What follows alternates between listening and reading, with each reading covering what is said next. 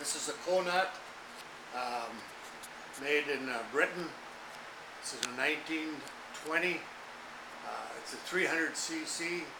Bore is 2 7/8. Stroke is around 2 13/16. It's supposed to put it at around 10 horse. It is a two-cycle. It's got a nice throaty exhaust when she's running, which you'll hear later on. If you notice the manifold on it here, the intake is below it, exhaust on top, and it's all in one. And I suppose the premise is there is to be able to heat the incoming intake fuel. And it seems to work real good. And of course, it's got an outside mag, and I've driven it by 18-2 sprocket in both the input and output, and it's run by a 35 roller chain. It has a decompression. It's right up on the top, and that's about it as far as the throttling of it.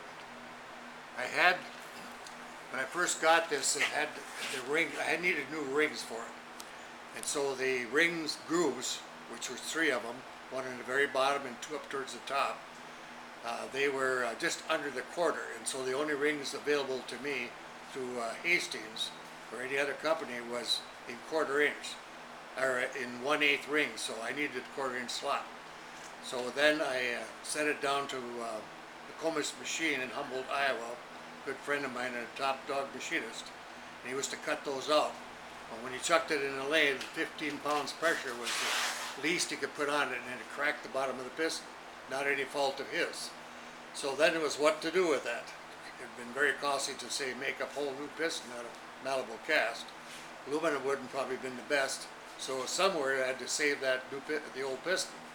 So what he come up with is he actually cut the piston in 2 just below the wrist pin skirt, where it hadn't cracked all the way up through it, and then he machined a lip into it, or like a finger joint, not a finger joint, but a lap joint.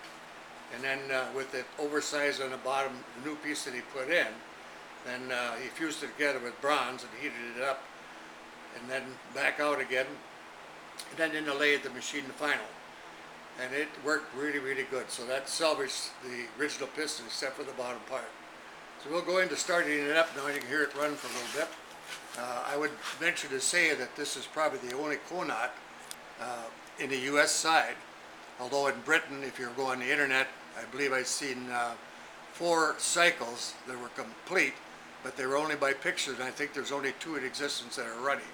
But that's all I have on it. Very, very hard to get any information on the company, although Connaught, by its name, over in Britain, they've named streets after it, several other companies, and one company was making cars, and I think they are still today, but back in 1920, I'm really not sure. I heard that they were making cars and ventured into the cycles by making their first one, and patent dates, I think, 1912, and this one's, of course, 1920, and then it comes up to limiting, and as far as history goes, to 1924.